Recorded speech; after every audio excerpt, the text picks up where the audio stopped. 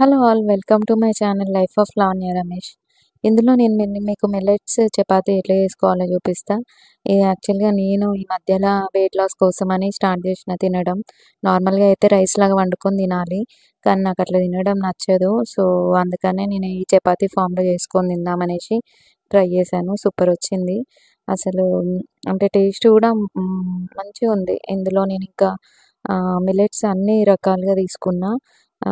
ఎక్కువ శాతం అయితే రాగులు తీసుకున్నా. 1 కేజీ రాగులు తీసుకుంటే దాంట్లో 1 కేజీ రాగులు తీసుకుంటే దానికి నేను హాఫ్ కేజీ మిగతా మిల్లెట్స్ అన్నీ తీసుకున్నా. ఊదలు, సామలు, అరికలు, కొర్రలు, అండు కొర్రలు. దీంతో పాటు ఇందులో నేను మన సీడ్స్ ఉంటాయి గదా! ఆ సీడ్స్ కూడా యూజ్ చేసిన. సీడ్స్ ఏంటి అంటే sunflower seeds, water melon seeds plus flax seeds.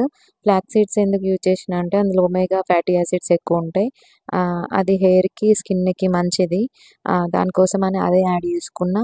అది ఈ ఇవన్నీ కలిపి నేను మంచిగా అంటే మనం మిక్సీలో అయితే రాదు పిండి. గిర్నీకి పట్టిచ్చేసుకున్నా. సో, మెత్తటి పిండిలాగా ఫామ్ అయినంక దాన్ని నేనిప్పుడు చపాతీ కింద యూజ్ చేసుకుంటున్నా. సో, మనకు చపాతీ చేసుకోవాలనంటే నార్మల్ వాటర్ పోసి మనం డౌ తయారు చేసుకుంటే చపాతీ రాదు.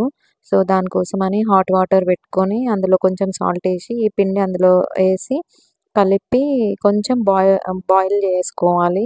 ఎందుకంటే మిల్లెట్స్ నార్మల్‌గా టూ నైట్ నానబెట్టుకుంటే మార్నింగ్ అండుకొని తినాలి. ఇది గ్యాస్ట్రిక్ ప్రాబ్లమ్ క్రియేట్ చేస్తది. సో, దానికోసమని ముందు రోజు నానబెట్టుకొని నెక్స్ట్ డే వండుకొని తినాలి. కాకపోతే చపాతీకి అట్లా ఏం చేయలేం గదా! సో, నేను అందుకనే దీన్ని మంచిగా ఉడికించినానన్నమాట. హాట్ వాటర్‌లో మంచిగా బాయిలింగ్ అయినంక అప్పుడు మనం చపాతీ చేసుకుంటే మనకలాంటి ఇష్యూస్ ఏం రావు.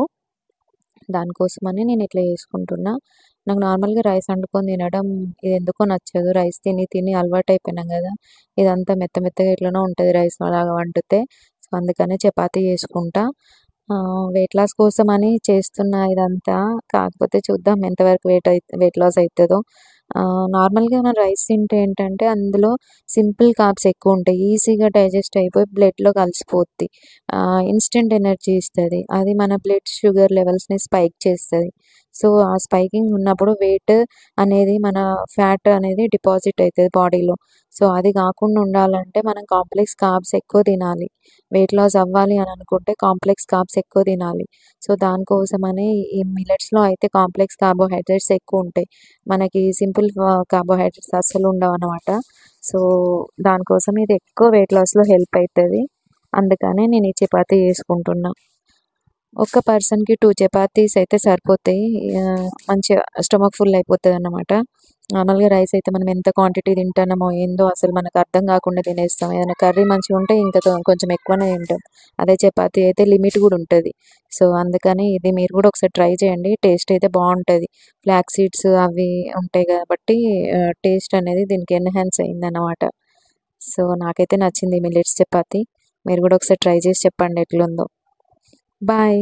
అందరైతే సబ్స్క్రైబ్ చేసుకోండి.